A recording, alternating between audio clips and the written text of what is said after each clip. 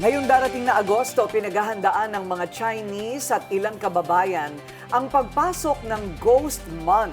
Ito'y sasapit mula ika-13 ng Agosto hanggang ika-11 ng Setyembre. Haba din, ano? Isang buwan talaga yan. Oo. Kasabay nito, muli ring lumalabas ang mga tanong tungkol sa mga dapat gawin at mga dapat iwasan. Nang tanungin namin ng taong bayan, naniniwala ba sila sa Ghost Month? Ang sabi nila. Siguro, depende. Kasi pag sinabi natin Ghost Month, di ba, parang yun yung buwan ng malas sa Chinese. Siguro dahil pag August, syempre tagulan, umuunti yung mga taong bumibisita sa mga sa restaurants. So, syempre, dahil doon, feeling ko bumababa yung sales. I do believe in Ghost Month, especially when it comes to business because for us, very reliant kami when sa pasukan ni UP. So, August is medyo ganun yung business and medyo matumal talaga, especially na hindi pa nagsa-start yung classes sa UP. I believe we should just believe in whatever we want, and if for change, especially related to the Ghost Month, change will happen on its own with a reason whether or not. I don't really believe in Ghost Month kasi I believe like August in general is like a hard month for businesses in general kasi it's a really hard month kasi it's like approaching bare months now. So I feel like people tend to really save up. Ayan, okay. Makakasama natin ngayon. Puro tungkol sa negosyo ang iniisip nila, no? But actually, like for example, dito sa Pilipinas, tag-ulan, sa ibang bahagi naman ng planeta, hindi naman tag-ulan. It really is a worldwide phenomenon na centuries old na. Makakasama po natin ngayon, Feng Shui expert, Willie Go. Welcome to Memo, Master Willie. Magandang umaga, Ma'am Corina. Magandang umaga po sa And mga si Willard po. Sir Ayan. Willard. Thank you. Okay. Ano po ba ang Ghost Month? Saan po ba nagsimula yon? Kasi nagsimula to sa China.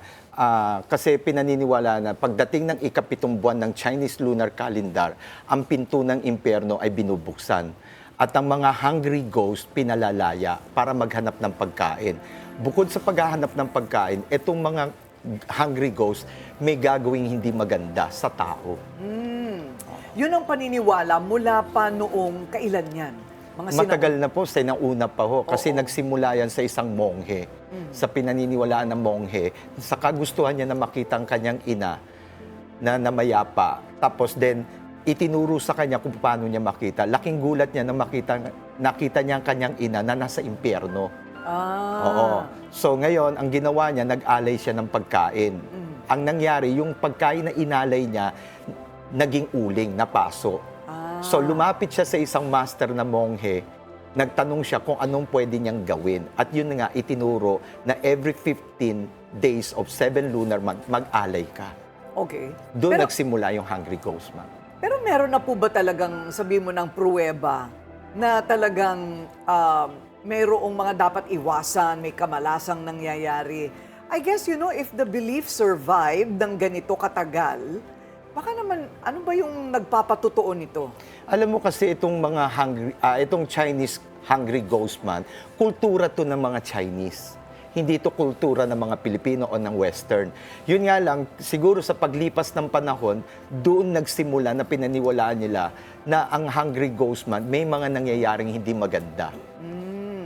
Okay, at yun na nga ang nangyayari. Yun po. At yun na nga ang nangyayari siguro. I mean, in history, ano sa tingin mo, Beyond the Boy? Alam mo, Corina, lumaki ako sa isang pamilya na nagpa-practice din ng mga cultural practices na kaugnay ng Ghost Month. Merong tinatawag na peak na day. Doon sa Ghost Month na yon, yung kalagitnaan ng buwan, yun yung pinakadelikadong araw na sinasabi. So this year, ang sabi, magpo-fall yun sa August 27. So sa araw na yon, nag-aalay ng mga pagkain doon sa larawan ng mga ancestors namin. May ancestor veneration, nagsusunog ng mga paper money as offering na sinasabi. Pero nga, dahil sa Catholic school din tayo, pinapaalala rin sa atin na huwag kayo maniwala sa superstition. Siguro ang magandang gawin natin siguro dahil may Chinese ancestry tayo, tumutok tayo dun sa ancestor veneration at pag-alala dun sa mga namayapa nating mga mahal sa buhay. Well, you can wish that, pero ang talagang nangyayari, kahit naman ang mga negosyante sa Hong Kong, kahit ang may mga American president, I hear na ganyan din. Dito na lang ang mga network hindi nagsisimula ng bagong show pagdating ng Ghost Month. Walang pumipirma ng kontrata, Walang no? pumipirma ng kontrata. I mean, marami ang naniniwala. Bakit po sa palagay ninyo lumawig ng husto ito sa buong mundo? Opo, kasi nakita nila na kasi minsan ang Ghost Month nagpo-fall minsan ng July, minsan naman nagpo-fall ng August. Okay, depende na lang sa araw. Ngayon, siguro doon nagsimula na nakikita nila na kapag ganitong buwan ng Ghost Month, marami nangyayaring hindi maganda. Lalo na sa mga Pilipino na nung una hindi pinaniniwalaan. Pero nung tumatagal-tagal at may nakikita sila na kakaiba nangyayari, doon nagsimula na silang matakot. Pero kung tutusin talaga sa Chinese, hindi naman talaga kinakatakutan ng hungry ghost. Hindi talaga Hindi, kinakatakutan. hindi. Okay. Pero hindi rin sila pumipirma ng mga kontrata, hindi sila naglilipat ng bahay. Yes, pinapractice nila lang, pero hindi yung to the extent na parang natatakot. Okay. Okay. So, ano ang pinakamalaking misconception tungkol sa Ghost Month? Siguro lang, maaari lang siguro na sobrahan lang ang mga Pilipino sa takot. Kasi the more na mas natatakot ka, the more na mas lalapit sa'yo negative eh. Okay. Oo. So hanggang maaari sana sa mga tao, alam nyo, hindi lang naman tayo dapat matakot sa mga hungry ghosts na hindi natin nakikita. Kung minsan hindi lang alam ng mga tao, may mga buhay na hungry ghost. Tao ang pinag-uusapan. Yung mga nasa yung mga Congress. tao talaga. Yung katulad ng mga gumagawa ng hindi maganda sa kapwa. So ito, buhay to. So dapat ang kinakatakutan natin, yung mga tao, hindi yung hungry ghost lang. Okay. O sabihin na natin naniniwala tayo sa Ghost Month. Ano po? Ano ang mga dapat iwasan? Siguro ang iiwasan lang po, kadalasan, yung paglilipat tayo ng bahay. So hindi talaga tayo naglilipat ng bahay kapag nasa loob tayo ng Ghost Month. Pag mag-open tayo ng business, hindi rin po sa loob ng Ghost Month. Tapos pag pipirma tayo ng kontrata o mag-open tayo ng savings account, hindi rin po doon sa Ghost Month. Okay? Tapos kung sakali man, hanggang maaari, wag tayo basta-basta magtitiwala sa tao. Kasi sa panahon ng Hungry Ghost Month, maraming gumagawa ng masama. Kasi ang tao nabubulungan ng mga hungry ghost. Kaya maaari kapag ang tao may gagawing masama at nabulungan siya, maaring gawin niya. Okay. So dapat yun ang dapat iwasan, maging madasalin Oo. para makaiwas sa negative. Habang pinag-uusapan natin, parang I'm feeling more and more silly about it, no? I mean, ridiculous. But the fact is, ang daming talagang sumusunod dyan. O wag na muna natin simulan yan, Ghost Month, pagkalipasan ng Ghost Month. O yung kaya bibili ng bahay. O kaya, kasi may binibenta ako, Willard. Ayan na, magbabayaran na, may LOI na, biglang, ay sandali lang, papasok na ang Ghost Month. After Ghost Month na lang. Baka doon palalabas yung loan. Ha? Hindi, dahil nga daw sa Ghost Month talaga. Okay. May paraan po ba para, sabihin natin kung naniniwala ka, maprotektahan ka mula sa mga kamalasang maaring mangyari? To be honest, no, Ma'am Corina, kasi ang mga tao talaga, kung tutusin, kung hindi nyo naman pinapractice, pwede naman talaga. Pwede naman natin ituloy kung anong gusto natin gawin. Yun nga lang siguro, dahil sa takot ng mga tao, nakita lang nila talaga na kapag ganitong ginagawa nila, ito nangyayari. Pero kung ako tatanungin, sa Chinese, no, tinutuloy namin lahat ng dapat gawin. At tinutuloy nyo rin. Opo. Makabagong Chinese yan. Yes. Oo. Meron pa palang mas makalumang Pilipino at mas makalumang mga tao sa buong mundo. Yes. Kasi talaga sumusunod pa rin sila, ano? Okay, so ano ang pinakamahalagang gawin ng pamilya sa Ghost Month? Or say, like sila Willard, meron silang mga ritual, August 27. Ano ang dapat gawin ng pamilya? O sa loob ng bahay? Sa loob ng bahay, no, ang pinakaiiwasan lang natin kapag ka talaga pumapasok ang Hungry Ghost Month, iwasan natin na nakikipag-away tayo. Kailangan talaga yung relasyon natin sa bahay, kailangan maayos. Kasi ang Hungry Ghost, mas gusto nilang pasukan ng mga bahay kapag maingay, nag-aaway-away. Yan ang gustong-gusto ng Hungry Ghost. At maaari kasi, di ba, pinaniniwalaan namin na pagdating ng September 10, magsasara ang pinto ng impyerno. So, ang mga hungry ghosts dapat bumalik sa impyerno. Yun nga lang, hindi babalik ang mga hungry ghost kapag nagustuhan nila ang isang bahay na nag-aaway, maingay, hindi magandang relasyon, gusto nila magstay doon. So hindi na sila babalik sa impyerno. Okay. Delikado ang Senado. Oo. Dapat itigil muna nila yung impeachment Away-away nila. trial.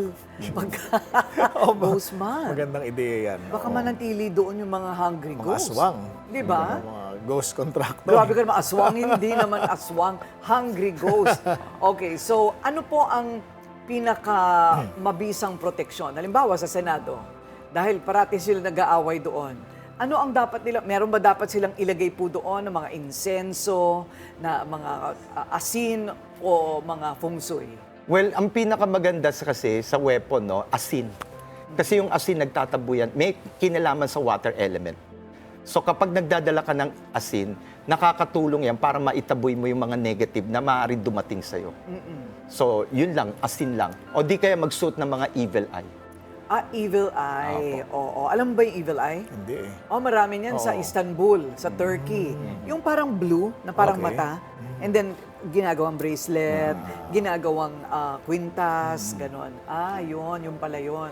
So, para sa mga hindi lumaki sa tradisyong ito, ano ang pinakamahalagang maunawaan tungkol sa Ghost Month? Mahirap yata kung ito na talaga ang magdidikta sa iyong buhay.